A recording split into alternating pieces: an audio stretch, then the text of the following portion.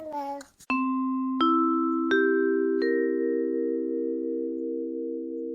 Hi, welcome to Moles on Mission. I'm Philip. You know who I am. Yeah, I know who you are. I'm You're Ella. my wife. That's who you are. Let's get to my question.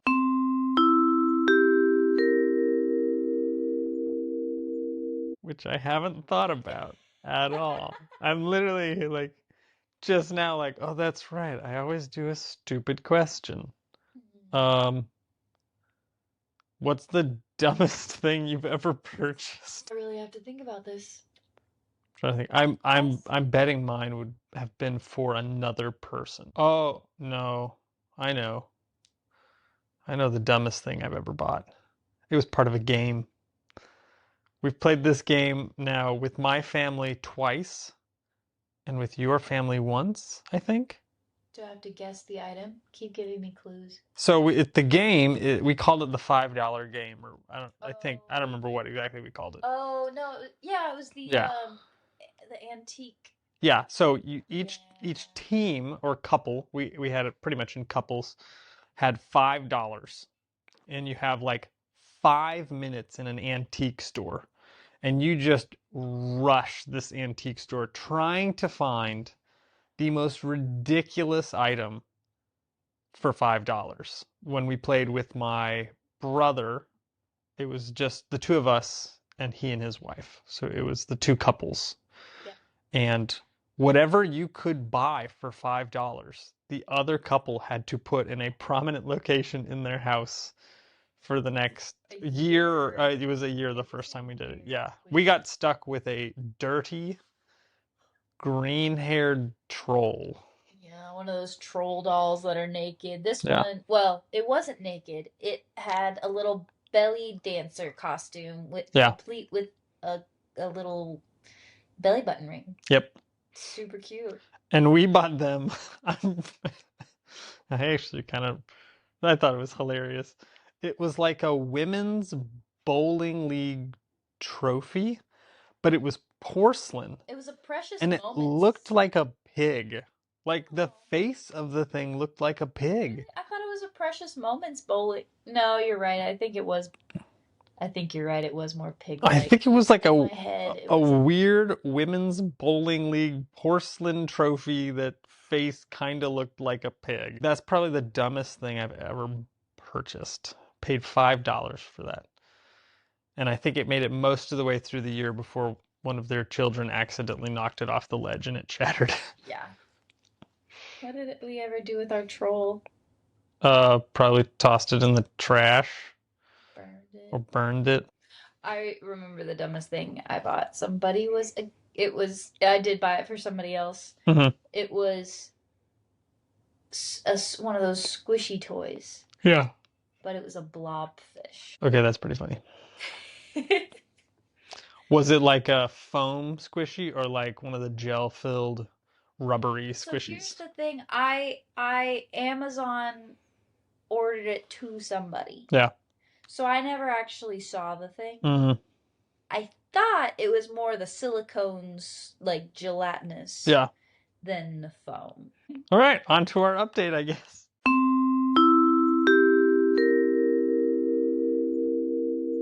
And it's a doozy. It is a big one. So, we have said a big yes. Or wait, is that a spoiler? Have I already spoiled it? You spoiled. Dang it. I spoiled it already. I buffed it. It would have been just before Easter. His name is Matt, and I'm hoping to get him on this podcast soon. Either later in this episode or in a very near future one. I'm hoping to get him on and have a conversation with him. One, because he's cool, and two, because he will help explain things in ways that I am probably going to do not very good at.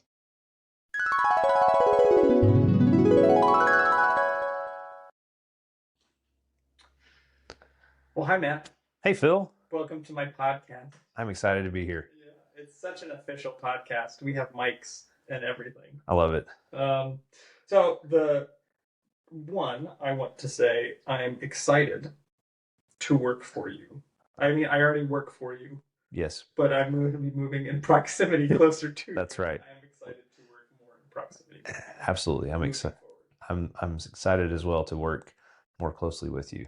And hopefully I can be one of the people to come in and joke around with you on the days where you're stressed the heck out because of all the responsibilities that you have. I'm actually looking forward to that. I am. Good. Unless I'm also stressed the heck out, and then it'll just be a big party. Well, then hopefully I can encourage you in those moments. That's right. So I wanted to have you on because I don't feel like I do a great job in the conversations that we have with people that partner with us as to what JAARS Waxhaw really does. Sure. What's the function of the home maintenance department? Yep. What are the excitements and challenges that we're dealing with at this current place? Sure. Yep. So you, as one who has far more operational vision as to everything that happens, have graciously given me this 30 minutes, hopefully, and not too much more. Right. Yeah, absolutely. Happy to help give that overview.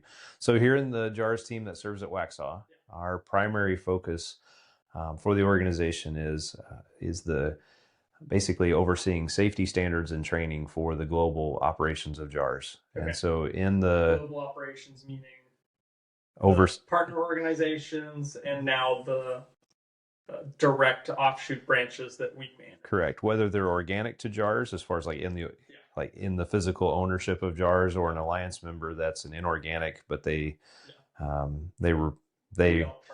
correct. They execute the mission of JAARS in their basically their area of operation, but they do it under our standards and our basically our operational ethos. And so Waxhaw, in this central hub, if you will, of activity, is the place where we do our initial training for all aviators, but we also do recurrent training for aviators. So every 5 years, we expect our pilots and mechanics to both do some type of recurrent training. We also hold a supervisor course for those that step into management and leadership roles to help them be better equipped for those functions. So Waxhaw oversees every year somewhere between 10 to 25 trainees coming in through the organization to go overseas. And then we also do varying lengths of time. So we're here for 4 months, some are here for a year, some are here correct. For 2 years. That's right. That's why that number range was so broad. Yeah. And then for recurrent training, we typically see between 5 to 10 aviators every year coming back through for some type of either OEM school, the original manufacturer. Sometimes countries require specific schools for licensing purposes. As an example, for both Indonesia and Papua New Guinea, both, if you're flying a Kodiak, you have to go through a Kodiak course. Same would be true with the Bell helicopter caravan. All of that has to go. Help facilitate them come back. Correct. Go to those specific trainings. And right. Get back to the field. That's right. Yeah. One additional twist for the pilots is that they also do a recurrent flight training event here to ensure that they are continuing to be mindful of the distinctives that makes JAARS a successful mission aviation program. And so that's really in the aspect of short takeoff and landing type aspects. And so it's that precision. It's not that we always operate in that short takeoff and landing environment, but it takes precision to do that. So we expect to see that precision applied in those 5-year checkpoints. So as we're facilitating them coming back for those particular schools, we're also saying, hey, we're going to fly with you. Yep. Double check, make sure the standards at that field are being kept current through your performance. That's right. That's right. So how it looks specific to the maintenance department at JAARS is that all of our initial training for new mechanics goes through the hangar. It's a Part 145 repair station, which allows us to utilize an authorization system for basically developing a training plan and then filling in those gaps with competency modules that then allow a mechanic to be a fully certified JAARS technician to go out into the field and do really the backbone work of mission aviation. And so verifying their skills in the various areas, yes, and doing it in a way that all those other countries are going to recognize as they've been checked out. Correct. That's right. We're trying to ease the burden of a technician going overseas, both in being a competent technician, but also A lot of our courses that we teach here are certified overseas in, like the PT6 course we teach is recognized in both Indonesia and in Papua New Guinea, which makes the licensing in those places even simpler because the certificate is recognized as a viable course. And so stationed here at Waxhaw, we have 9 aircraft assigned, 3 turbine aircraft and 6 piston engine aircraft. So what would my functions, so that's specifically in the maintenance department. So yes, we're not flying, we're not teaching anybody how to fly. No. And we're not necessarily directly facilitating people coming back or like to JAARS Waxhaw to get training or facilitating them getting back overseas to their locations. We are handling the maintenance and the maintenance training. Yes, that's correct. What does my role fill in that purpose? Yeah, the role of director of maintenance has several buckets under it. So the one we've talked about it in a lot of detail so far is the maintenance training aspect, but there's also, I mentioned the Part 145 repair station, which that is a certification from our civil authority, the FAA, Federal Aviation Administration, that allows us to have a corporate process instead of individual licensure under airframe and power plant. So that corporate process allows us to basically share the burden of liability, share the burden of responsibility, and also lets us do some in the weeds type things. Most people wouldn't know these numbers, but in a Form 8130, 8130s are a certificate of airworthiness for a part, an aircraft component. And so we, as a repair station, can issue 8130s, which allows us to help our field programs and so they benefit from our ability to certify parts and to be a pass-through for their supply chain needs. And that really provides just an extra bonus for how we support the fields globally. So within that, absolutely. An operation happening in the Amazon could say, we have an alternator, which is it's a common part for a car. It's a common part for an airplane. It helps. That's right. All the power run on the inside for the electronics. That's right. If they say, okay, one of these has met its life limit. Yep. We want to ship it back to you. You guys handle taking it apart, making sure all the individual components are, correct or replaced. Yep. That's right. So that it's basically a freshly overhauled or refurbished alternator. We can then sign this little thing. Yep. And send it right back to them. That's right. Yeah. Yep. That's a critical part that our repair station does for the overseas fields is being able to do that type of activity. There's a lot of small components on airplanes that go through that type of process. And it is a blessing to the field for us to be able to do that. So in addition to that specific part component is we also do the work order process for aircraft. And so we can take an aircraft from the field and install modifications, utilizing basically minor mods or even major mods, Form 337s. But the repair station gives us some leverage in being able to help aircraft be prepared for the field. We don't do aircraft all the time for the field. Typically about one aircraft every 3 years comes through the hangar here at JAARS to be prepared for service overseas. And so the hangar, through its basically the repair station process for taking an aircraft in and overhauling it, refurbing it, lets us be able to help the field in that way. Another aspect is there's a machine shop to our team here. That machine shop is kind of an unsung hero, but they can make cool things. Now it takes us a lot of time, but we at least can do it, and that's the benefit of having the machine shop. Where I see the machine shop coming through huge is tooling. That's right. If we've got specialized aircraft and we need specialized tooling, it would cost astronomically more than if we hand Kyle his office. That's right. Here's raw material. We need these tools. That's right. It's usually a factor of 10 to 1, meaning manufacturer's tooling could cost $30,000, but we can make it in-house for $3,000 with materials. Now there's a time equation there, but we can usually save ourselves significant cost. And so another aspect of being in the DOM is you're managing the supply chain aspects of our fleet. And that's both local and global. And so as our field programs overseas, they usually buy their goods 12 to 18 months in advance, and they flow through our our parts room aspect. And so both the parts coming back from the field for overhaul or us keeping their shelves full of stock, that usually comes through our supply chain side in the hangar. So that's part of just what the DM oversees is the supply chain, the work order process on the shop floor, and then the training aspect for the new technicians. Yep. Yeah, lots of irons in that kettle. That's right. I think is the term. And there's really one thing that I should have mentioned and I didn't was those 9 aircraft also have to go through they have maintenance events that occur throughout the year. That's right. Yeah. And so we're running a training fleet of 9 aircraft that has their annual inspections, 100-hour inspections, time life, things that have to be replaced. What are some things that you're currently feeling excited about? I can't not be excited. There's too many things happening around the JAARS scope of what we do within the world of missions. And so we're seeing within 2 specific regional areas. One is the Congo rainforest in the Central Africa area, specifically on the western side, which is considered part of the Francophone aspect of Africa.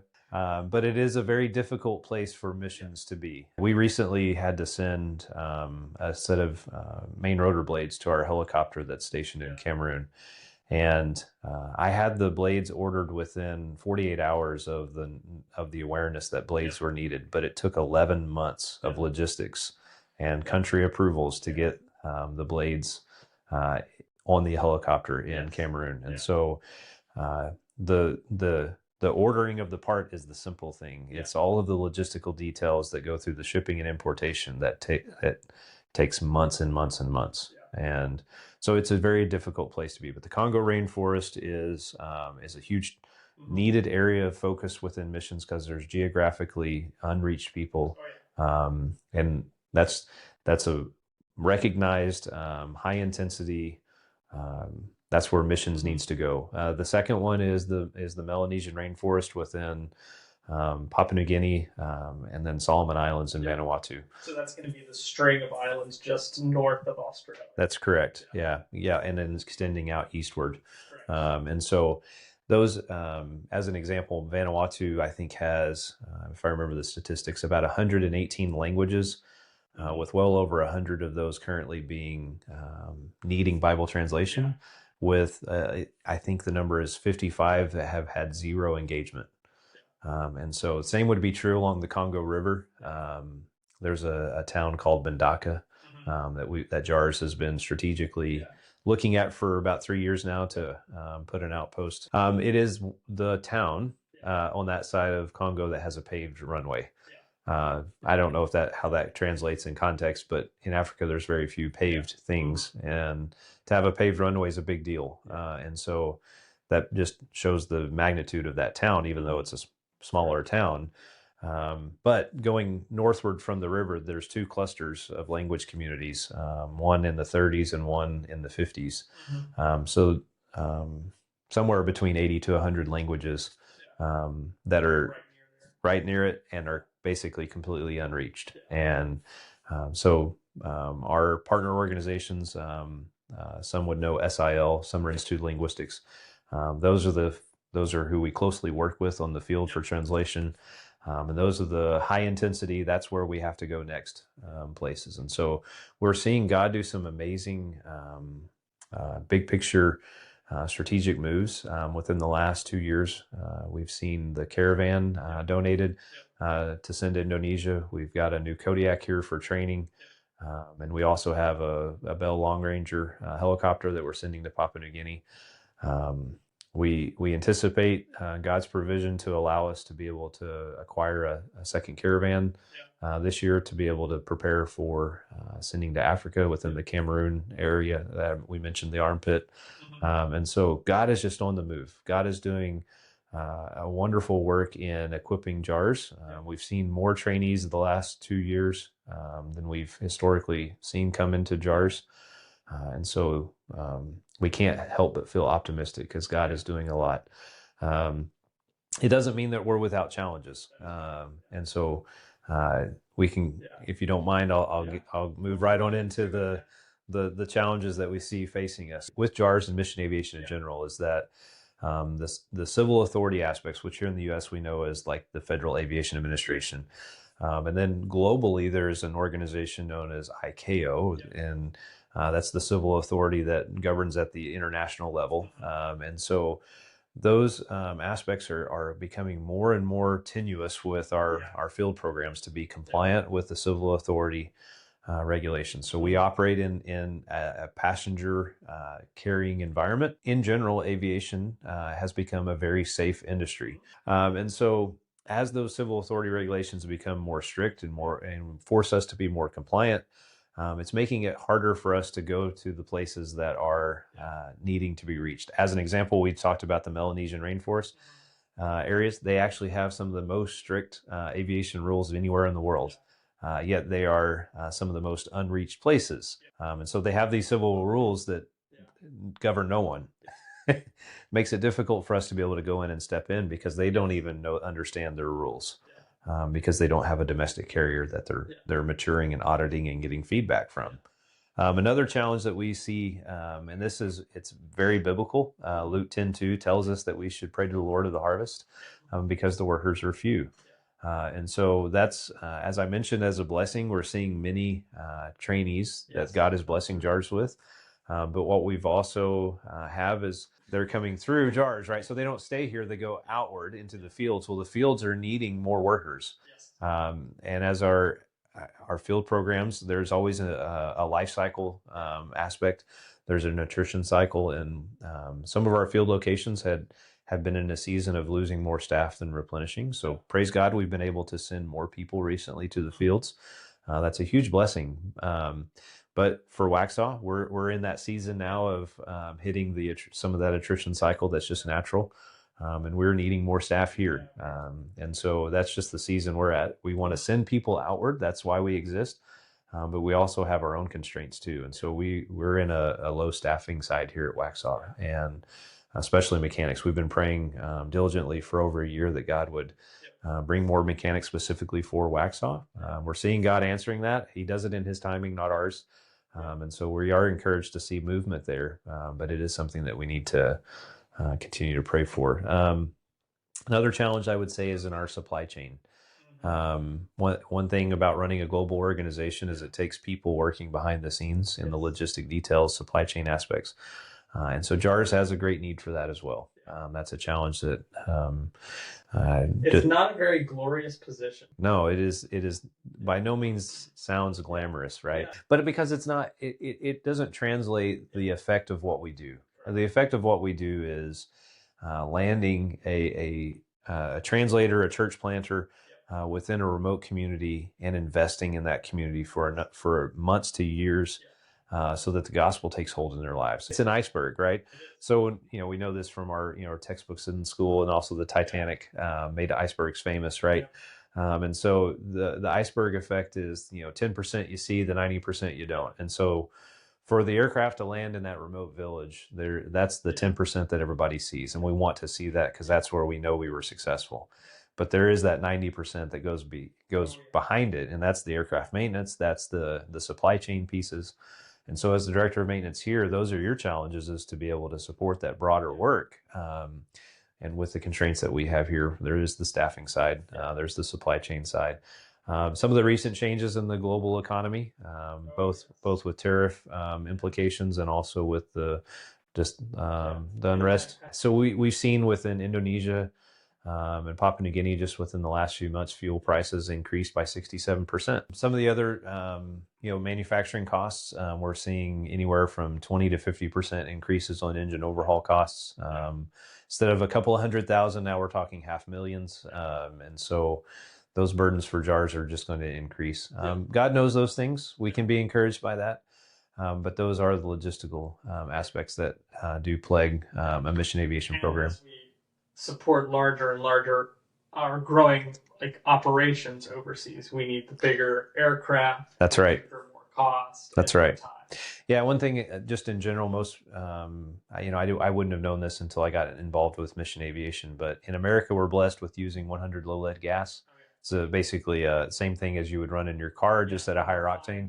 Overseas, because of the lead content and also just the aspect of refining it, you have to have a market to sell it to. General aviation is not usually a common, right. That's right. So that fuel just doesn't exist in the world economy. And so that forces us to operate specific types of aircraft, like single engine turbine aircraft, both helicopter and fixed wing, which utilize Jet A. 50 years ago in our history, we could find the 100 low lead, or we could ship it. And aircraft were cheaper because they were single engine piston aircraft.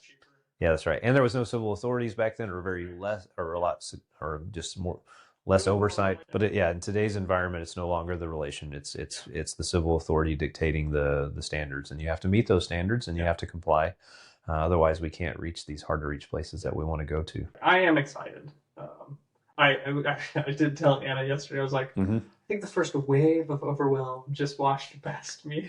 As I looked at like the mountain of... One thing too that landscape of mission aviation maintenance technicians that come into missions.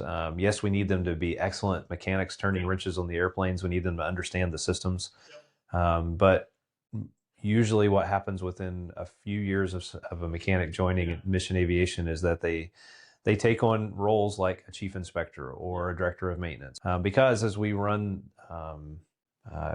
basically miniature airlines within these regulated environments, those repair station processes, or just the process of being a regulated entity, requires us to have post holders like chief inspectors or maintenance trainer or the director of maintenance. And so most maintenance technicians in missions will find themselves holding these roles within a very short period of time.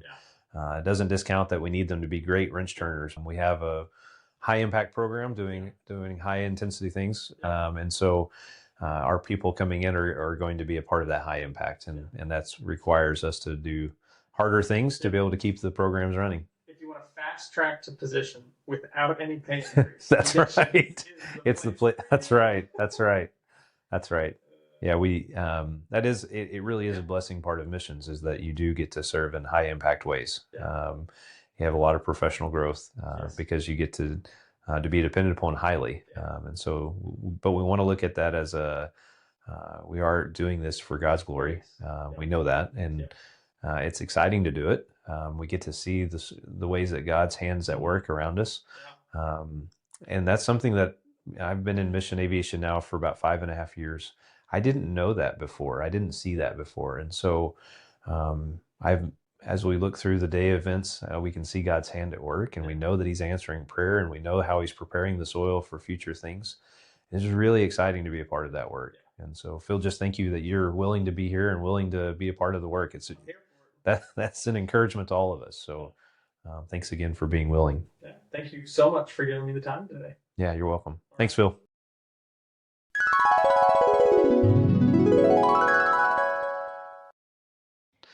Anyway, he approached you. Yes. He called me into his office, and there is a position in the maintenance shop that's basically the director of maintenance. So this person does all the big planning and priority setting and helps make sure all of the manuals for the shop are in order. Like, we write some of our own manuals. They make sure those are like legit and follow aviation regulations, and they're the primary contact for the FAA. Like, what is the FAA? The Federal Aviation Administration. It's the government entity over all things aviation. So it's a big job that the current guy, Andrew, has been doing pretty well for the last several years, but he is going to be stepping out of it over the summer. And so Matt's like, "Hey, Philip, would you consider taking that role?" Which was a shocking question for me. So walk me through what went through your mind when that was presented to you. I had previously been subtly rumored to. Someone else in leadership had pulled me aside one day and said, "Hey, heads up, this may be coming your way." So I was not completely blindsided, because somebody had given me a wink, wink, nudge, nudge. Keep your antenna out for this. Are I was going to leave that part out. That's why I said, how did you feel when it was presented to you? Well, but whatever. Yeah. So, it did not hit me out of left field. Although, honestly, what was going through my mind is like, are you guys that desperate? Because I don't have. If I hand Matt a resume, it would not be a resume fit for that position. Like I don't have the background or the previous training. And so, yeah, some of my immediate follow-up questions for him were like, do you think I'm the guy for the job? Or do you just really, really need someone to fill this position? But they have expressed that there are some administrative things that I've done in the training department. And they think that I may have some of the skills to be able to fill that job well. And they actually do legally need someone in that position for purposes of the Federal Aviation Administration come this summer. So in some ways, they are a little desperate. But in other ways, I have been encouraged that they think I could grow into that role decently well. So, yeah. And he asked if I would take the position, and he asked if I would take it for 3 years, which is a job that keeps us here in Waxhaw. So Anna, when I got home, or did I call you? No, I think you sent me a text because you had shared the alleged rumor. Wink, wink, that this might be coming. Yeah. Just so that we could both be thinking about it. Mm-hmm. And so I think you just texted me, the ball is dropped or something. Okay. Yeah. It's not a rumor or something like that. It's not a rumor. This conversation has happened. We got lots to talk about. Yeah. And it was the day that we were driving to Florida. Yep. So for Easter. Mm-hmm. And so it was like 7 hours for us to think about it. It was 7 hours of conversation space. Yeah. Malachi slept most of because we left after work and drove into the wee hours of the morning. So great. It's prime conversation time. Yeah. And I think that those conversations were mostly on the implications of the job and what that would mean for our family, what that would mean for you and your role. Yeah. So covering a lot of that, thinking about staying here much longer than we were planning. Of course, 3 years really isn't that long. Yeah, in the grand scheme of things. This also came at the same time as a lot of our friends are getting their overseas, like maybe if not their assignments, at least they're having recommendations about where they will probably end up. Yeah. And so they're getting all excited about where and I start thinking bunch of them are going to the same place. So and then the added, you think about, this group of people that we're starting to get to know really well who just came at the beginning of the year, apprentices who I'm helping train, they would even launch overseas before we would. Right. So it would be a lot of, we've already invested, like really built community with a lot of people that are about to leave, will be probably launched by the end of the year.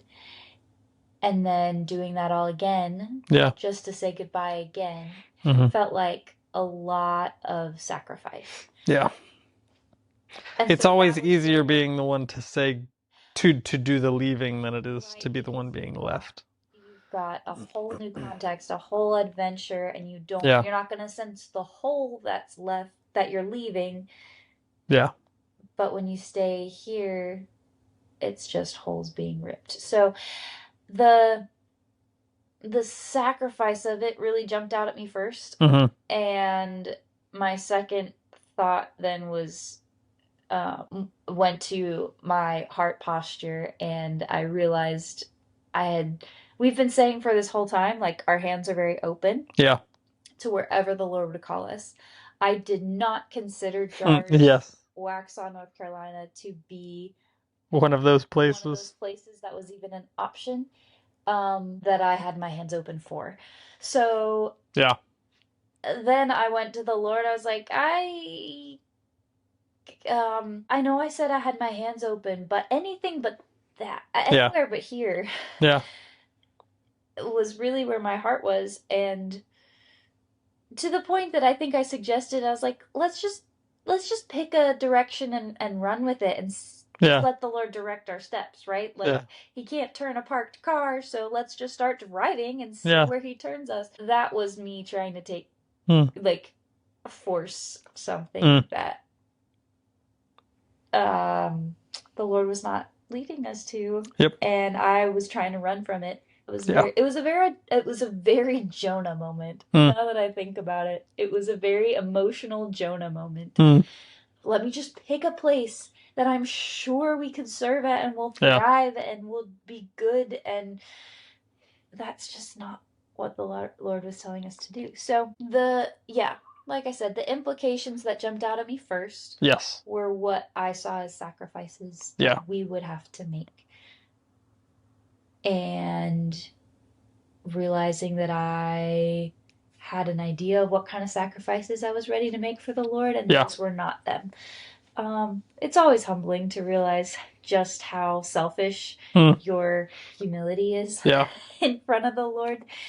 And the areas of my heart that I was, I guess, ignoring or had put a very nice Christian facade over, that were hiding some pretty selfish things. So it kind of put me into a spiral. It was a solid week or two, probably closer to 2 of us not having a clear sense of direction, trying to reason it all out for ourselves. And it was for the first week I just resolved to not talk to you about it. I was like, I don't know. In my head, it was let's both seek the Lord separately and then come together. But in my heart, it was, I don't want to talk about it. Let's just put this off. So what's so wonderful about the process of truly seeking the Lord, though, is that you do find him. He is very available. And I actually think those 2 weeks the Lord used to break me out of some unhealthy patterns I had fallen into, ways of thinking about who he is, and ways of relating to him through prayer and self-sufficiency. And also, as a family, we it was a really good turning point for us to just realize, we have not been doing much seeking the Lord together as a family. It's like we're doing the missionary thing, so we're clearly in God's will. What more is there to seek? Which, when you say it out loud, duh. We're not seeking a service point. We're seeking the Lord Jesus Christ. To know him more fully. In order to enjoy him more fully and also serve him better. So that was also really neat to see the Holy Spirit draw us together in seeking new rhythms of prayer and seeking the Lord together. New rhythms or revived rhythms that we had left behind. In light of, I don't know. Just the normal. You start doing a thing in life, you get comfortable in it, and stuff starts to slip away. So sometimes it takes that little reset. It's interesting, just on that point. We started a garden plot again this year, and I've been noticing like little tiny weeds poking up every time I go to water. And my thought is, they're so small. Surely they're not that much of a problem. And then I leave them, and eventually there's not much dirt left. That's just grass that's all grown in, and it's little things are little. Yeah. But when there's a lot of them, it's big. It's a lot. Yeah. So weird side fact to back up your point. Like one of the 3 biggest organisms, single organisms on planet Earth is a mushroom. And you walk around this forest and you just see like little patches of mushrooms here and little patches there, but underground they are all connected and it's one gigantic mushroom. And as far as weight is concerned, it is one of the, I think it's top 3. I think there's like, yeah, top 2, top 3, something like that. Biggest single organisms on planet Earth. fascinating. So Also gross. well, it's just mushrooms. Mushrooms are delicious. Is that one an edible mushroom? I have no I'm idea. pretty sure kids don't go eating the mushrooms. There's a lot of poisonous ones too. Definitely do your study before you just go picking mushrooms. Yep. So those were some of the, well, considerations. There were some big negative feeling implications that we thought of immediately, which moved us to a point of re-engaging with the Lord individually and as a family. And then what now do you see as some of the potential good? Well, one of the things that I think was really neat was after you and Matt talked, we arranged for me to interview or ask questions of Matt. And so we all got together and Philip basically entertained Malachi while I asked a bunch of questions.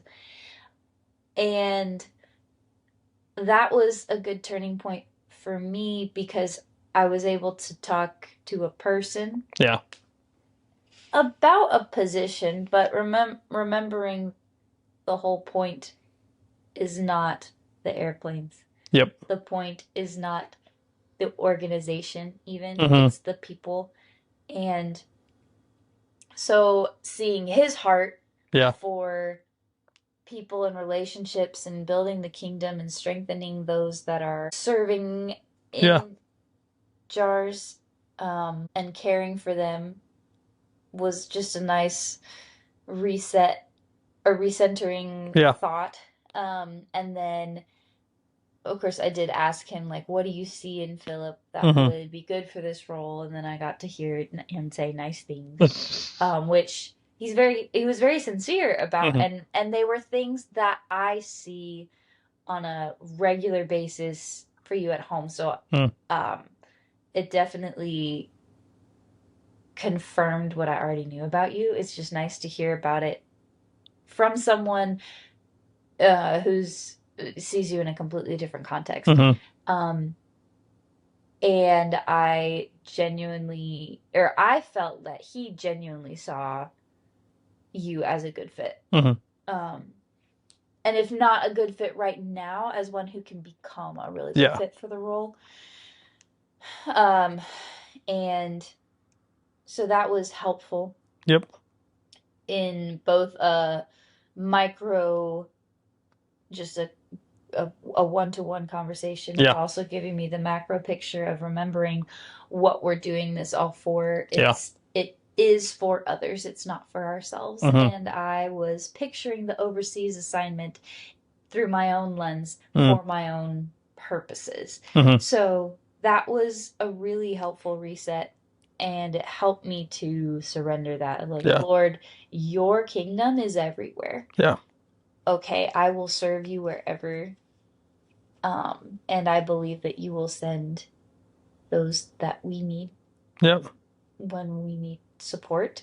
It sounded like Matt had some vision for how to support you as you adjust to the role and grow into the role. So that was another relief for me. I didn't want you to be thrown into the deep end because I knew you would swim.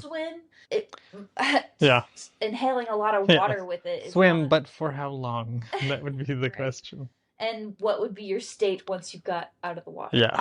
So that was all really good. And now I think I still feel the weight of those first considerations. Yeah. But when I look at who we're serving, when I look at who our God is and how faithful, how intentional, how big, and how so far outside my understanding he is, I'm able to release that a little bit more. And I know that those things, when they come, will be met with grace from the Holy Spirit to be able to process through all the goodbyes, to be able to handle any change. And hopefully this will further shore up our skills, our vitality, our relationship, our family, to be able to serve well wherever, because the idea that if I can learn how to serve the Lord, I can serve him anywhere. It's not the location. So that's kind of where I feel like I've come. And we've felt very in sync the last couple weeks through the prayer and seeking and praying together. Personally, I feel like I am not currently quite ready for the role, but like I will have everything I need to grow into that role. And then what excites me most about that is just every base overseas needs someone who can be a good administrator of maintenance and a shop and help things run smoothly. Not only there, but like most repair stations, which is a certain kind of like high-end maintenance shop in aviation, are called repair stations. Most repair stations have this position open and are actively looking for people to fill the position because it's just hard to come by somebody who's a good administrator. And I feel like this could be a really great opportunity for me to learn how to become a really good administrator.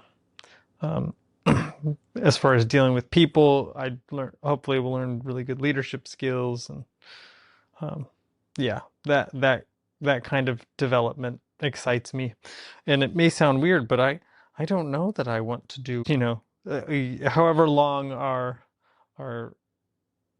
career in, how would you say, like professional missions work is, because we're always going to be on mission.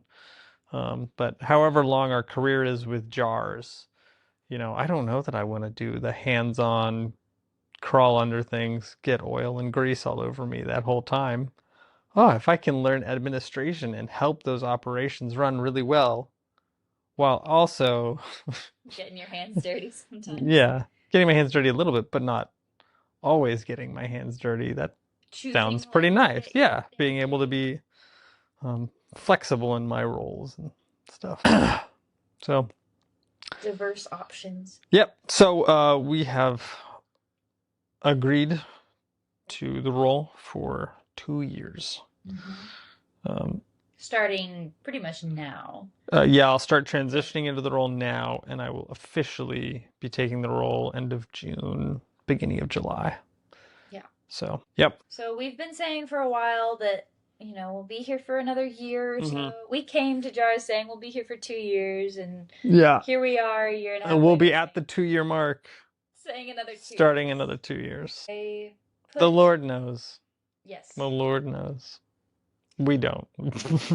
We really don't. There are so many verses in Scripture about the Lord making things happen in their appointed time. And I have been coming to those verses a lot recently. The one that I put in the newsletter, if you guys want to read what we just talked about, just more like go see the pictures that we shared and read the Bible verse, which is, if I remember correctly, it's Proverbs 19:21, which says, "Many are the plans in a man's heart, but the Lord will accomplish his purposes." Or something like that. Maybe I should look it up. Because I shouldn't misquote Scripture. Just pull up my Bible. I left my Bible in the bedroom. Many are, I can't many are the plans in the mind of a man, but it is the purpose of the Lord that will stand. Honestly, that's a lot of rhyming. That's a very poetic That is really good. verse. Whoever did that translation did good. What translation is that? This is the English Standard Version. Ooh, yeah. The Lord knows. Yeah, we had a dinner with some new people coming to JAARS this evening. They're very lovely people. And Anna made the comment that our whole journey, I mean, from when we got married and I mean even started dating and our engagement, we both had a sense that we would be ending up doing some sort of missions in the future, and that was 6 years ago, 7 years ago, easily 7. Yeah. So it made the comment that it has been a much longer, more winding road than we probably originally imagined, but that is not a bad one. Looking back, if we had gone to the mission field when we first had the inclination, we would have missed so much that the Lord wanted to do in us. Yeah. How kind of him. Yeah. And I made the comment back. I was like, and we have ended up in different roles than, or at least I have ended up in a different role than I imagined. Because when I first set out back in 2015 to go to iTech to get all my aviation training, in my mind it was I'm going to be a missionary pilot. And I have just accepted my first official no, I guess this is my second assignment. My first assignment was maintenance instruction, and now my second assignment is maintenance administration. Thank you guys so much for your partnership.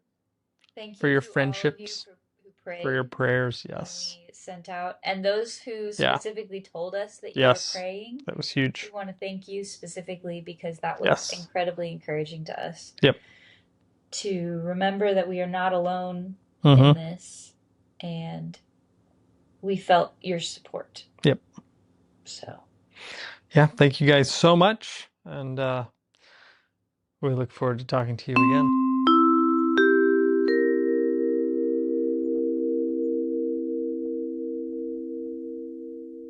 Bye-bye.